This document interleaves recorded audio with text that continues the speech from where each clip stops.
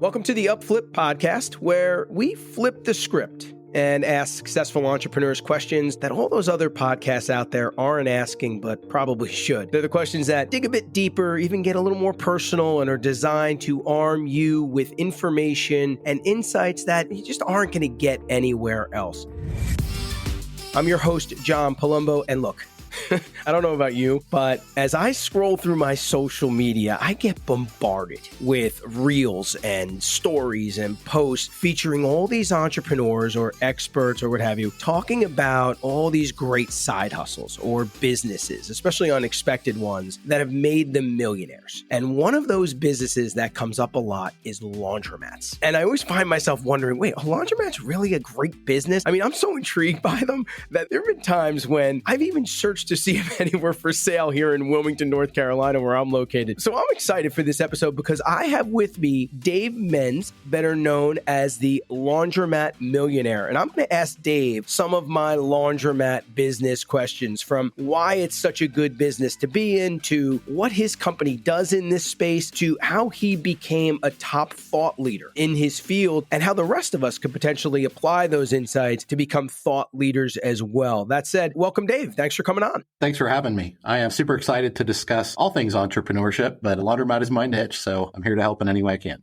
Fantastic. So Dave, like I mentioned, we kind of pride ourselves around here on digging a bit deeper with our guests and not making our interviews exactly like ones you've probably done a ton of times and asking you the same questions that you've answered over and over. But I do have to ask some of the, I guess I'll call them the usual suspect questions right out of the gate, just to get our listeners familiar with you and your business. So with that in mind, maybe you could take a minute just to tell our listeners a bit about yourself and, of course, how and when and even why you got into the laundromat business. Yeah. So the quick version is I started out at 19 years old working at the local telephone company. I'm in Cincinnati, Ohio, and it was an entry-level position. Was promoted 5 times over the course of a 17-year corporate career. The company I started working for at the beginning of that journey was a great company, amazing place to work. And by the time I left, the company was a horrible place to work, and I had a horrible boss. So that's a quick version of my corporate career. Very grateful for my time there because I learned a lot of skills, and I grew up and became an adult and learned a lot of really helpful things. But the truth is, I left in my early 30s and I was pretty miserable. And I always, believe it or not, going back to kindergarten, I always wanted to be an entrepreneur. And when I had this opportunity to get in with the local phone company, and they offered a lot of upward mobility for a kid that didn't go to college, I kind of sold out. I kind of threw away, gave up on that entrepreneurial dream, if you will, and said, hey, maybe I'm going to do the corporate thing. And the truth is, about halfway through it, I was pretty miserable and went back to my dream of owning a business. So the quick version there is I looked at my wife one day, said, I'm miserable in my job, and I think I'm young enough to do something different. And so I want to go back to entrepreneurship. And she said, okay, well, we're not prepared. So the first thing we have to do is get prepared. And so what I was doing is just kind of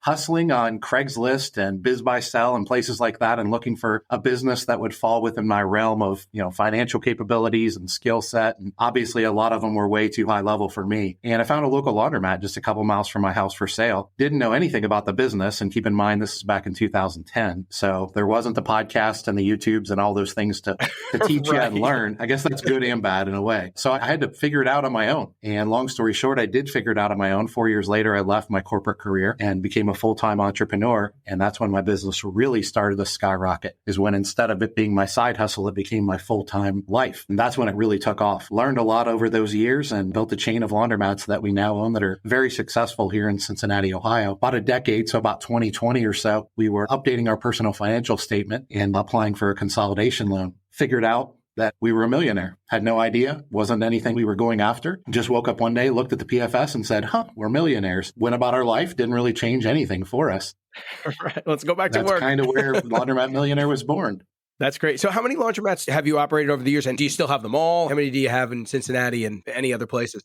5 in total. We have 4 today. We consolidated 2 of them together into what we call a superstore, a big, what they call mega laundromat. So Dave, like I mentioned, I can't even scroll through my phone these days and social media and not see someone talking about opening laundromats as a side hustle or even a lucrative business. And really what I want to know is what makes them such a great business? Yeah, there's a few things, but the biggest one for me that I honestly didn't know when I got into the industry was that it's a vital community resource. When you think about, we're both entrepreneurs, have a lot of different experience on a lot of different realms. And when you think about it, there's so many businesses that are good businesses, but they're not needed. they're wanted. And one of the things I fell in love with in the first 3 or 4 months is that my community needed me to be successful. My community needed me to serve them. And I stumbled into that. But that was really when I fell in love with the industry. So that's probably the biggest one for me. A few others is it's a simple cash business. So it's not an overly complex business. The restaurant industry has very thin margins, and there's a lot of businesses out there that are very complex to run and difficult to maintain cash flow and things like that. For the most part, we're a cash-based business. So we don't really have much, if any, accounts receivable and inventory management and loss, things like that other businesses have. Even the bookkeeping is pretty straightforward and simple for the most part. Another thing I love about it is that it's antiquated. It's very old school, mom and pop. We always joke that our industry is about 20 to 25 years behind the times and every other industry out there. And when you're in the industry, you're passionate as I am, and you're borderline obsessed with your industry. I won't lie. I get up every day and it makes me a little sad that is the reality. But the truth is, when I figured that out about a decade and a half ago, it got me very excited because I just saw it as opportunity. I was like, man, the opportunity is everywhere. And I saw an opportunity to innovate and do things differently. Now, I never knew it would turn into what it has today, but I just saw a tremendous opportunity to serve the community in a way that was needed. I wasn't intimidated because it was a simple business, even though I'd never owned a business, and I just saw opportunity everywhere. The last one is a lot of people refer to our industry as passive, and it's not passive. Maybe there's passive income out there somewhere, but it's not in the laundromat industry. I can tell you that for sure, but it is flexible. And that may be semantics, but I built a chain of laundromats and closed on my third one about 2 weeks after I quit my full-time job. So I worked at my corporate career for another 4 years and went from 1 store to 2 and 2 to 3. And right before we closed on number 3, that's when I left my job. I was able to do that because I was able to schedule what I needed to do at my businesses around my job, which, my job wasn't very flexible at all, but my businesses were. Now, if you have a very flexible corporate career, maybe you can get into a business that isn't flexible and it can work the other direction. But for me, I didn't have that flexibility, and my wife didn't either. She was a school teacher. So we needed our quote unquote side hustle, at least to start, to be flexible and work around that. And that's one of the wonderful things about the laundromat industry. So those are probably the top 4. But the last one I'll throw at you real quick here, John, is that scalable vertical integration is taking over our industry. And I'm a part of that. I'm infatuated with it. I'm obsessed with it. And I love everything about it. Our industry used to be quarters, mechanical. Everything about it was old school. There was no ability to scale. There was no such thing as vertical integration. If you wanted to grow, you just went from 1 to 2 stores. And because there was no technology or innovation or anything like that, that made it really hard to do. And once you got to a couple stores, it really wasn't scalable beyond that. The people that run 30, 50, 100 laundromats today, those people didn't exist 15, 20 years ago. And so that's something that I think is very exciting because we're kind of at the forefront of that right now. I think a combination of all those things is why our industry is exploding and why we're getting this kind of positive PR that we are. That's interesting. What is an innovation in the industry that you could talk about? Yeah, so you're going to laugh. It's nothing fancy. It's just things like accepting credit card readers on machines and phone pay. Okay. And having private equity companies come into our industry and build software platforms and CRMs that are for managing our businesses and our operations. Once again, things that existed 30 years ago, kind of happened back in the 90s for everybody else. And we just kind of got left behind, which is kind of the nature of our industry. It's why I love this industry, as I mentioned, but it's also why I think it's such a great business. And remember, Upflip Academy launches today. If you haven't signed up yet, don't wait. Head over to upflip.com/academy to check it out. Dave actually has his course on the platform, which is truly incredible for anyone to start a laundromat business.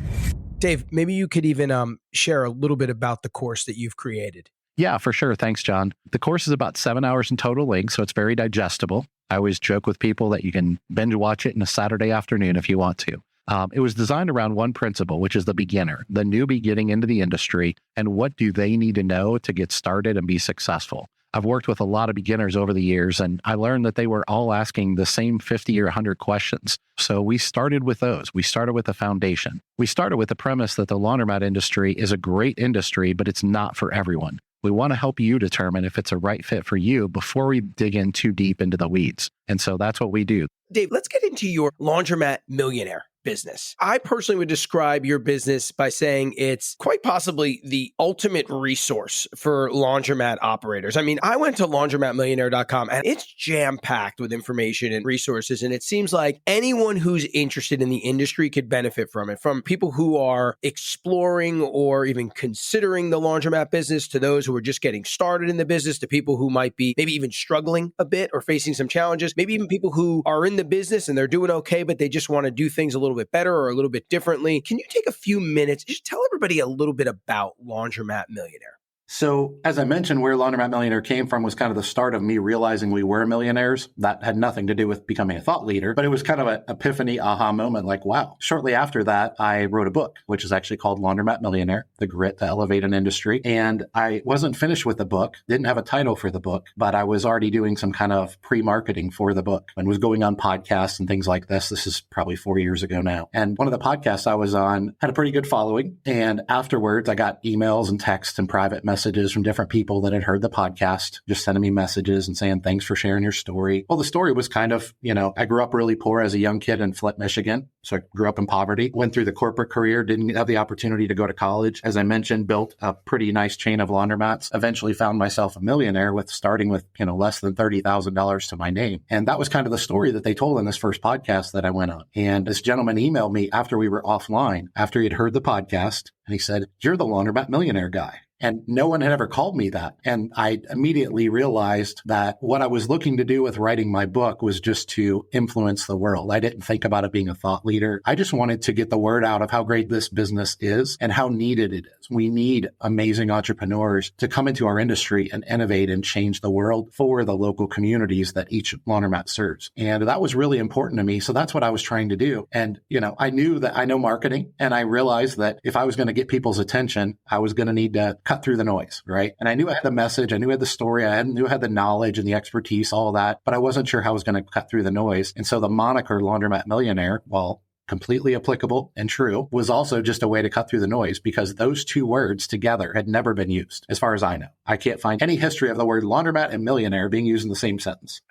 Right. Because most people, you mentioned it, most people, when they talk about laundromats, they don't even realize that it's that good of a business. And I'll tell you a funny story. This has probably happened a couple dozen times over the last 5 years. But when I do podcasts and interviews like this, I always tell people, if you want to own a laundromat, that's great. It's a great business. But if you want to impress your friends, go do something different. Because when I meet people today, one of the first things us, males ask each other and how we identify ourselves a lot of times is our corporate career and things like that. People ask me what I do for a living, just like I'm sure they do you. And I tell them, oh, I'm an entrepreneur. I'm a business owner. And they're always immediately fascinated by that. That's like the coolest thing ever, right?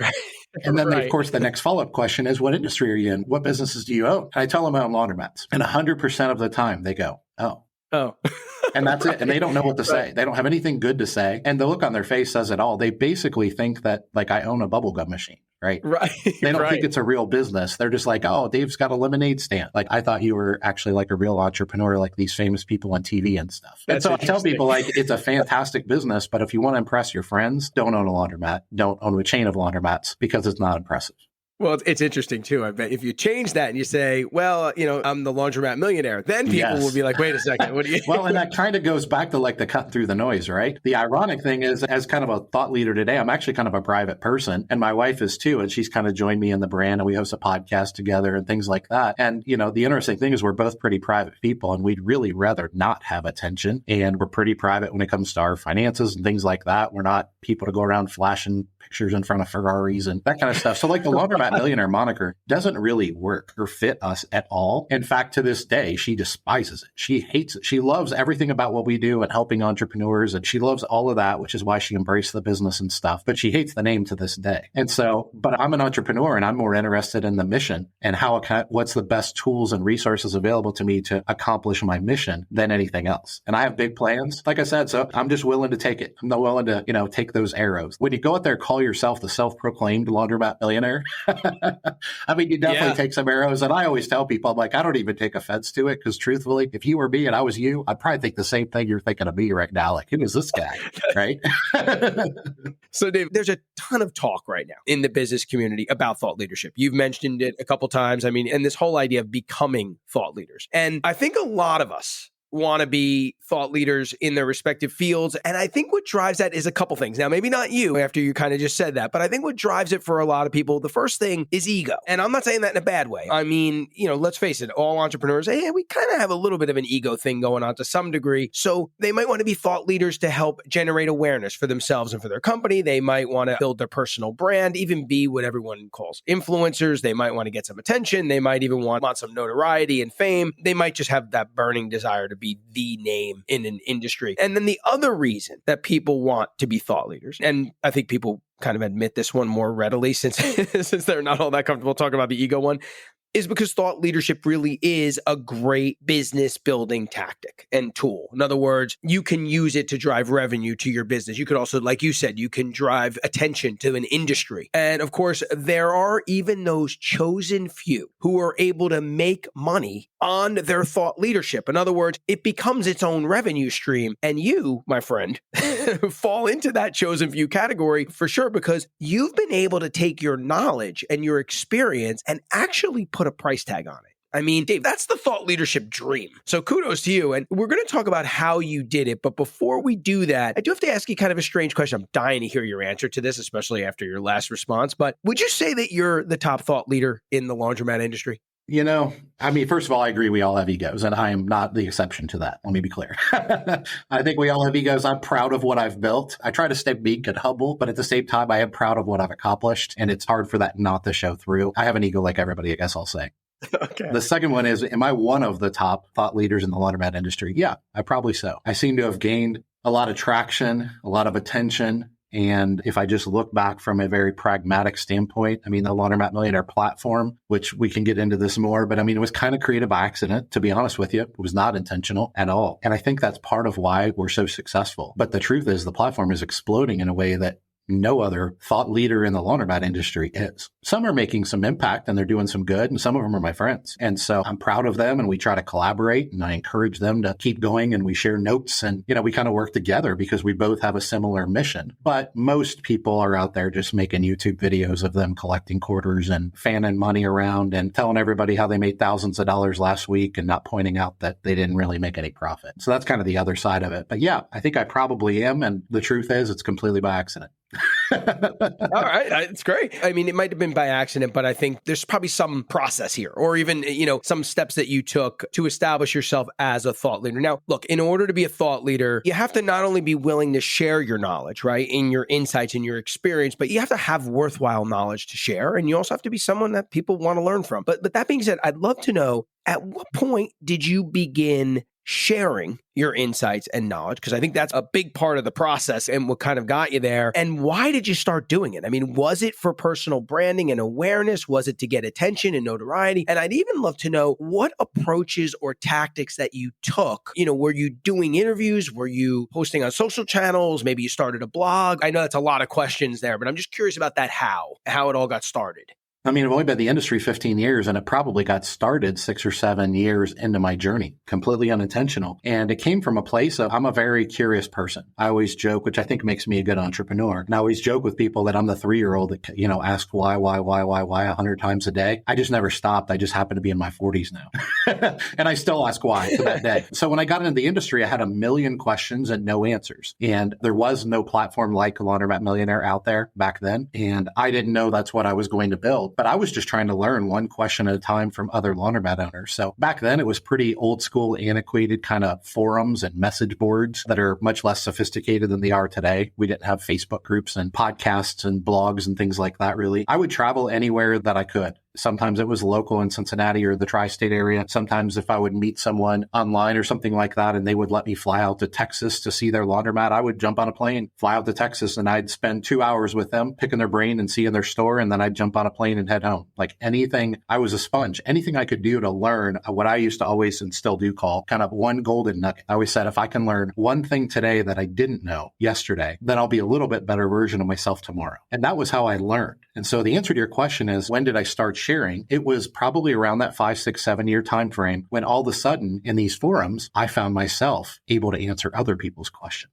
So instead of being the beginner and the newbie, I was the veteran. It was totally by accident, but someone asked a question and I had been the guy asking the question for 5 years and I knew an answer to that question. And so I would answer and they were, oh, this is very helpful. Oh my gosh, this helps me so much. You wouldn't believe it. And I'd get little emails and private messages and it was very satisfying for me. Just like I got into the laundromat business because I wanted to serve my local community and make the world a little bit better place. I also started helping people for that reason. So I joke that it kind of turned into a coaching business before coaching businesses were very cool. It grew to the point where I built such a great team for locally here in Cincinnati that I wasn't needed in my stores anymore. So I don't work in my stores anymore. It's the old Michael Gerber work on your business, not in your business type of thing. And I reached that point probably 5, 6 years ago. And when I did, I found myself with a lot of time on my hands. And I basically just started coaching people one-on-one for free. If they wanted to get on the phone with me, I'd jump on the phone and stay on the phone for 3 hours with them. And I never charged them anything. I didn't really even think I was doing anything. I was just trying to help this lady or this guy today. And that exploded and turned into, I always tell people, if you want to build a booming business, build a free coaching business where you actually know what you're talking about and bring value. Man, that'll blow up in a heartbeat. Education is a true Trojan horse. Yeah, for sure. And I had no idea. It really came from a place of I was just grateful and still am to this day to the people that gave me all those little golden nuggets. No one was going to give me the playbook. That didn't exist. Nobody really wrote books or, like I said, did podcasts back then or had workshops or things like that. But I just picked it up one nugget at a time and I was like, hey, I want to pay it forward. It's the old cliche. And that's where it started. And it just turned into me having the time because of the businesses we had built here in Cincinnati, me having the financial resources to kind of start to build a blog and start to build a website and wrote the book. You know, I wrote my book kind of in the same way that I was just sharing my story on these podcasts and things like that. And what I found is people responded and said it was inspiring and it was helpful. And they were the quote unquote 10-year-old Dave Menz who always wanted to own his own business. And that just permeated my soul, if I'm honest. And I don't mean to sound cliche, but it literally just stole my heart. And I was like, you know, going back a little bit, when I first got in the laundromat business, I fell in love with the industry really quickly and went from 1 to 2 stores very quickly, probably too quickly with a lot of leverage. And I fell in love with the industry. And I looked at my wife, Carla, one day and I said, I want to own 50 laundromats. I want to own 100 laundromats because every time we take over a rundown, nasty laundromat and fix it up and make it into what I call a modernized laundromat, it changes the community. Like the community was not being served properly and it literally changes the community in the same way that like a Boys and Girls Club type of does or any type of, not that this is philanthropy, but you get the idea. And I became addicted to it. Well, one of the things that I learned when I started helping other people is hey, it's really hard to build a chain of 10, 15, 20, 30, 50 laundromats. And it's really expensive. And it would take my whole life to do it. But one of the things I learned is that I'm uniquely prepared to help other laundromat owners go and do that. And then when things like podcasts and evergreen content came out where it's magnified and I can spend 15 hours producing a podcast that will help people hopefully forever and ever, amen. Or at least at that point, it might help 6,000 or 7,000 people with 1 or 2 golden nuggets. And I was like, okay, this is way more scalable than actually trying to do this by myself. Right? One laundromat at a time, one loan at a time, one piece of debt at a time. And that was when I really fell in love. And I said, okay, I have a great chain of laundromats. I do this every day. I built an amazing team that doesn't need me, but I'm still intimately involved in all the decision making of the business. These two things, there's a synergy here, right? Between helping others and innovating in the industry and running my own chain of laundromats. Like, I think the important thing to understand here for any thought leader is I did this for like 7 or 8 years before I ever thought about intentionally helping someone. But I was a thought leader in a very insignificant way and a coach and a mentor for probably 4 or 5 years unintentionally before I ever tried to turn it into a business that I could scale. And I think that when we look around, if we really dissect the best of the best, because man, there's some amazing thought leadership out there in the world. Usually you're going to find a lot of consistencies in. They actually just did this because they wanted to make a difference, right? And yes, oftentimes it does turn into an amazing business. The Laundromat Millionaire platform has exploded and God is giving us opportunities to do things in the world today that we never dreamt would be possible because of that. But it all started with me just getting down in the weeds with one little laundromat and no money and figuring out how to serve my community in a better way. And then came the SOPs and the documentable things and the processes and the team building and hiring layers of management and the margins and the P&Ls and all the things that come with running a business that's much more pragmatic. And you know what's interesting? It seems like sometimes people who are thought leaders or people who have a lot of knowledge, they're a little hesitant because they don't want to give away their trade secrets. And it doesn't seem like that you weren't hesitant about that at all. And I have a couple questions about this, about hesitancy in a way. Were you at first hesitant when you were getting on those boards? Were you hesitant to put out your thoughts and your responses and your answers? Or were you confident in the fact that, look, I've done this. I know I have the answer to it. But I always find when people are first starting out with thought leadership, they're a little hesitant to put out their thoughts. Yeah, John, it depends on the day and the minute.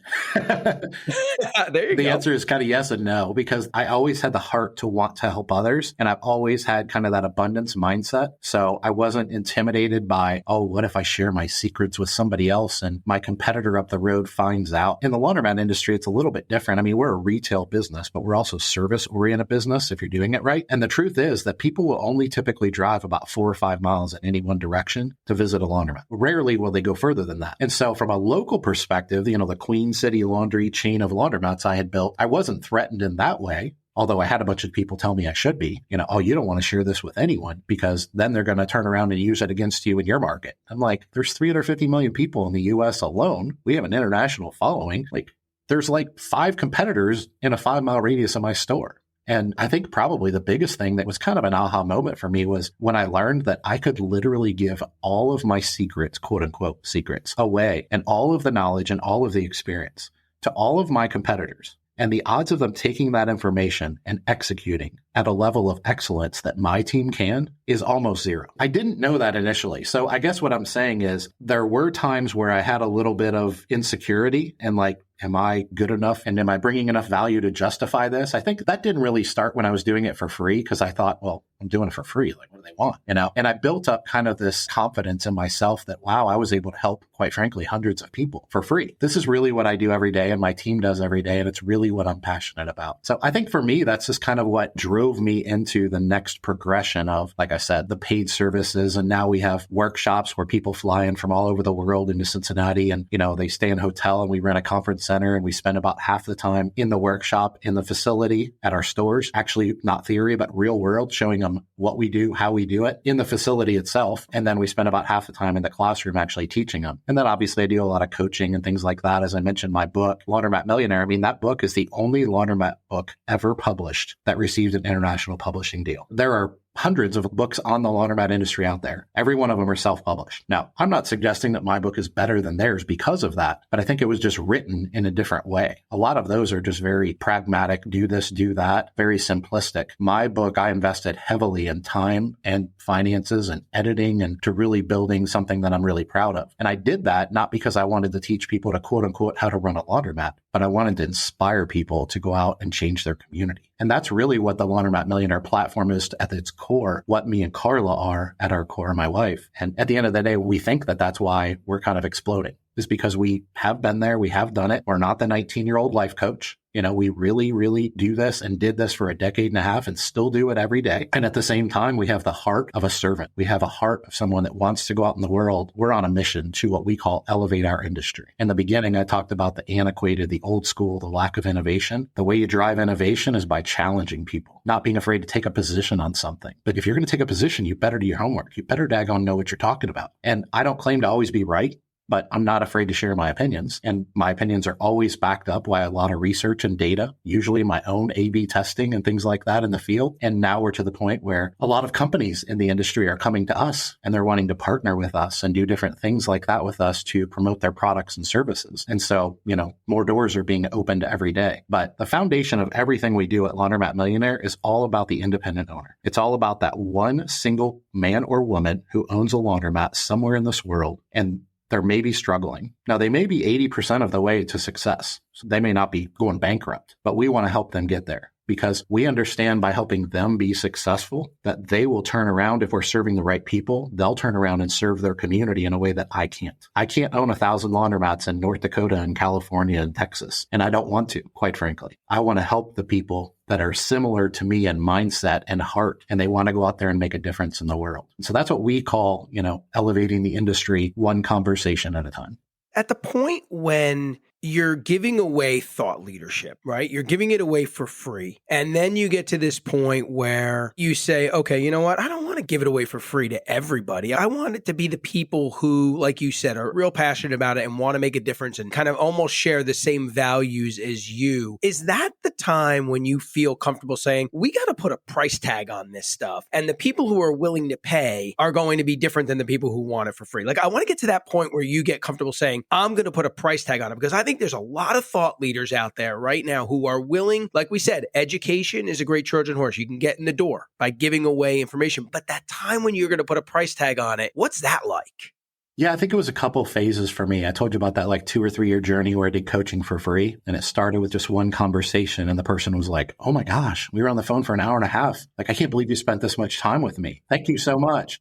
And you're like, I can't either. Yeah. And I kind of wasn't either. But I was like, Carlo sometimes would be like, what are you doing? Are you insane? Like, who are you talking to? Bob in Texas? I mean, she knew that I had a heart to help people. And I was grateful that other people helped me in their own ways. And I just wanted to give back in a bigger way. That's where it started. Now, that 2 or 3 year journey where I coach for free, what happened there is almost every time I would coach somebody, they were just eternally grateful. And they were just like, you just blew my mind. Like, you just changed my life. Like, those are the things they would say over and over again. And that's very satisfying to somebody who wants to help them. So they'll go change their community. Now, not everybody responded that way, and not everybody actually went and did anything. And that's where I started to separate. Okay, you know what? At one point, I wanted to help everybody. And now I realize, like, quite frankly, the majority of this industry, probably the majority of a lot of industries, are full of people that are just takers. They're not givers. I don't have any desire to hurt them, but I have no desire to really help takers. I want to help givers, right? If I'm going to give to you in some way, something that's very valuable, even though if I'm charging for it, I want to know that you're going to turn around and go give to your community. And it's okay after you give and provide a service to charge for it, right? And so what happened is a combination of like that whole thought process. And I realized I really had some value. And I really felt that it had become a calling for me. And I looked at it, I was like, I'm in my early 40s. Like, I got a whole life ahead of me, hopefully. And I think I can really make a difference in this world. And I'm talking to one of my mentors one day about this kind of quagmire I was in of, man, I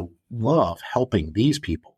And I hate helping these people. And I don't think I want to do this anymore, is what I told him. And he said, well, all you got to do is just start charging. Like, very matter of fact. There it is. Yeah. I was already a millionaire. I thought, well, I don't need the money. I don't really want to build a consulting business. That doesn't sound fun. He was like, no. What you want to do is you want to weed people out. You want to find the ones that are chasing excellence and you want to pour into them. And he said, not the best, but the only way to do that, this gentleman is insanely successful. And he said, the only way to do that is to charge a price that a taker would never pay. And it was shocking to me because I pondered on that for a good week before I realized that he was right. And so here's what I did next, John. I said, okay, I have a pretty good attorney here in Cincinnati, and I pay him $300 an hour. And that seems like a lot of money to a kid that barely graduated high school, right? And I said, okay, so one of the things my mentor told me is you got to charge like a ridiculous amount of money. And I said, okay, I'm going to charge $250 an hour. I mean, that's just absurd. Like, no one would pay that. That is ridiculous. And what I learned is some people thought it was ridiculous, and they thought,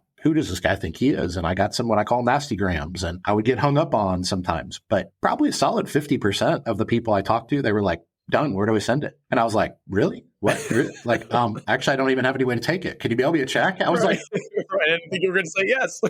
Yeah, right. And then I coached them and I helped them. And when I was done coaching them and helping them with these calls, they were just like, this is the best, $2,000 I've ever spent in my life. And I thought, oh my gosh, I'm making a difference. I'm finding the right people. Long story short, I charge a lot more than $250 an hour now for my coaching because I realized that the more I raised my price, the more I could find excellence. And it was just a process of weeding people out. And the beauty of it is what we've now learned by going from that point to now building an entire platform and needing resources to be able to do that, right? To produce a podcast costs money and takes time. What we've learned is that the more we charge for our services, the more we weed out and find the best people that really, really want to go do something crazy in this world. We find them, we generate revenue that allows us to reinvest back in the platform to build more resources. Everything I told you was intentional, but everything that I told you was just like looking for opportunities to serve. That's it. So when it comes to thought leadership, you have to have the expertise, you have to have the heart, and then you have to just look around for opportunities. And when there's not opportunities there, like there's 4 or 5 card companies in our industry that make these card payment systems where you can put money on a card in a kiosk and you can use that card to start your washer and dryer, much like you could like a Dave & Buster's gaming system or something like that. There's a million companies that do that. There's a million companies that create software for running a pickup and delivery laundry service and an over-the-counter POS to sell products and services over the counter. So I'm not going to go try to reinvent the wheel. There's companies out there that are doing these things really well. I just want to find who's the best. I want to do my homework, do my research. I want to use the product and service in my chain of laundromats. And then once they've proven to me that they are as good as I thought they were, then we can talk about a partnership. But in some cases, there's a hole, there's a need that no one is meeting, at least to the level that I think they should be. And so I'm not afraid as an entrepreneur myself to go find the right business partner and be like, we're going to fill this void ourselves. Obviously, there's entrepreneurs out there listening to this and they want to be thought leaders. They want to, maybe even take their thought leadership game to the next level. What are just some maybe final thoughts or words of wisdom for those folks who are interested in thought leadership and just want to keep moving forward and kind of almost get to the point where you are? Well, I think one thing I would tell them, and this applies to all entrepreneurship, is play the long game. Because I'm going to be real authentic with you for a second here. When I created my first course and I wrote my first book, I thought I was going to get rich. And I wasn't doing it to get rich, but I just thought, man, I got a publishing deal. Like, this is an Amazon self-published deal. This is an international publishing deal. And I thought, I'm going to be famous. This is going to make me a lot of money. And then I saw people selling courses for $5,000. And I was like, you know what? There's a problem. There's a need. So I was genuinely trying to solve a problem and a need. But I was like, I'm going to make this course and just thousands of people will buy this course. And it's going to make me a ton of money. Well, that's not how it works.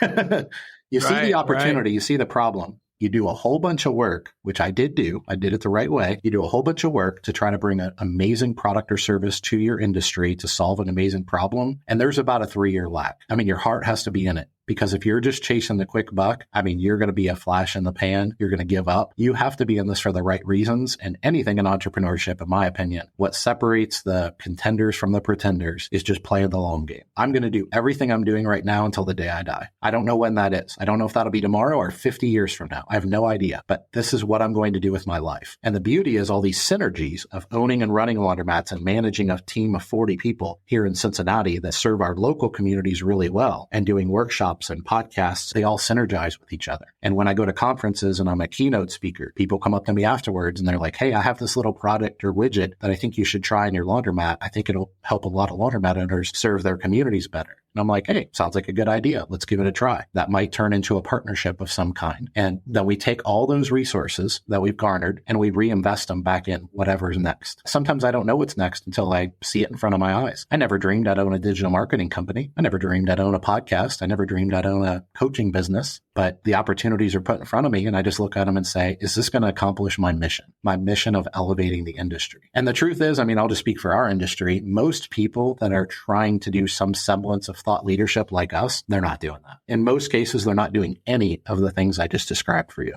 You know, it's interesting, Dave, and I know you know this, but it wasn't even a question I thought to ask because I had forgotten that you were in Cincinnati. But it's so interesting because you do realize that Cincinnati is the laundry capital, and you know why, right? Isn't Procter & Gamble? Yep. They were a big client of mine. I mean, I don't think people realize that Tide Fabric Care is bigger than most countries. Yeah, Tide is a multi-billion-dollar brand. Most people don't realize that. They don't realize how big it is. And it is in your backyard. It is right there. I mean, up on Spring Hill Drive or wherever it is. I mean, they own half the city. Their world headquarters is downtown Cincinnati. But the funny thing about that is, I'll tell you the other side. So you are correct. I am in the laundry capital of the world. The interesting thing is, in most industries, the bigger market that you're in, the bigger the opportunity, right? So if you're in New York and LA, I mean, it's why Houston, Texas, it's why Chicago, right, of the world. And our industry is no different. So that's one of the things that has kind of made us and Queen City Laundry and Laundromat Millionaire kind of a big deal is most people in our industry, there's a lot of big players who do really well and make a lot of money. And they do it basically because they bought the right location on the right corner in the right city. And they're honestly not that good of an operator. And I know them. They're friends of mine. They're very wealthy and very successful, in many cases, way more than me. But what we try to kind of promote and teach to people is Cincinnati is like the number 115th market in the country in size. Or we also don't own any stores in the city limits. All of our stores are about 25 minutes out in the suburbs on the east side of Cincinnati. So what I'm saying is our population density and our demographics and the communities that we serve are very so-so, very average. And so I like to point out to people that If you're in the number 200 market in the country, then maybe there's some relativity here. If you're in the number 3 market in the country, you can take the things that we've learned and make them successful in your market, and it'll be magnified because of the population and the market that you serve and the opportunity that you have. I think if we were in New York and trying to do what we're doing, I think probably a solid 75% of the industry would completely disregard us. And they'd be like, yeah, but you're in New York. But instead, what kind of happens is the opposite, is people are like, man, if you can take $30,000 and become a multimillionaire in less than 10 years with no college degree and no business acumen whatsoever, just for some hustle and hard work and focusing on serving his community. And I'm in the number 50 market in the country. Yeah, imagine if this guy was in New York. That's exactly right. Yeah, it's the opposite of that song, right? Like if you can make it here. Yep, that's exactly right. And so people started to recognize that without me realizing it. I was just doing my thing. They recognized it. They pointed it out to me. And then now I started to turn around and kind of point it out to other coaching clients and workshop attendees and things like that. Like, hey, you're in a lesser market than me. Your opportunity might be a little less, but don't think you can't make a difference in this world. And if you're in a bigger market. So my point is, like, the market that I'm in actually, I think is a portion of our success, because people, they don't have that excuse. Now, maybe they're not looking for it, but they don't have the excuse of, yeah, but you're only successful because you were born into the certain family or you live in a certain city. None of those things are true for me. I was born into poverty. I'm in a very average location. I didn't go to college. I'm not overly intelligent. I went to a very average high school and barely graduated. Like, nothing about me is special. Nothing at all. But then I have people tell me that my heart is special. And I probably can't disagree with that. So maybe that's a little bit of that ego. I mean, the authenticity, the vulnerability. I mean, you are a true example of why everybody says the entrepreneurs that are the most successful are the ones who are real, the ones who are human. And you're a perfect example of that. Well, thank you. The last thing I'll tell you, John, is I realized I didn't know that initially, but when I started, once again, making an impact and becoming a thought leader, I realized that part of the reason that people resonate with me is because I was authentic. And I realized there was a time where I could have, quote unquote, sold out, right? The Vanilla Ice story that he always talks about of he would become anyone they wanted him to become just to become rich and famous, right? And I never would have compromised in that way anyways, because I'm just too stubborn. But one of the things I realized is the reason that this was taking off. And this is, by the way, from a community aspect, Queen City Laundry, the reason our chain is so powerful on the east side of Cincinnati to this day is because everyone that works for us is there to serve the community. When you walk in the door, if you're not there to serve that customer, get out of my store. You can't work here. And so we've built a team of 40 people that believe that same thing. But from a thought leadership perspective, that's what Laundromat Millionaire is all about. And people have started to pick up on that. So my point in that is I reached a point early on where I realized that was my secret sauce. And I looked at my wife and I said, well, that's really good news, because I refuse to try to be anybody else. Like, I'm just going to be me, 100% real. There are some sponsors and some companies in the industry that don't want anything to do with me, right? They don't want me promoting their products or services. And you know why? Because they can't control me, because I'm just me. And if I have an opinion and it's based on research, I'm going to share that opinion. And I always say, and when I get new information, I reserve the right to change my opinion. I don't think I'm right. I just think this is my opinion today, and I'm an expert on my opinion, right? I get that right. I have that right. So that's a big part, going back to teaching people to be a thought leader. Be authentic. Be yourself. You are good enough if you're good enough. And if you're not, you need to go get better and then come back and try it again. That's great. Well, Dave, this was fantastic. Thank you so much for the time. Really appreciate it. Yeah, man, this has been one of my funner ones. As I told you before we jumped offline, I've done 40 or 50 of these now, and this was a blast. So thank you. Thank you so much. To all of you out there listening, I hope you enjoyed this conversation with Dave. Furthermore, in case you didn't know, Upflip Academy just launched. It's a premium membership program where you'll find things like comprehensive courses and complete business blueprints created by industry leaders, a vibrant community of entrepreneurs, both eager novices and rugged veterans, and workshops dedicated to mastering very specific skills where in 4 weeks you'd learn what would have taken you months if you were doing it alone. And by the way, Dave is one of the course creators, so be sure to check out the link in the description to sign up. Thanks again, Dave. This was great, and thank you to everyone listening.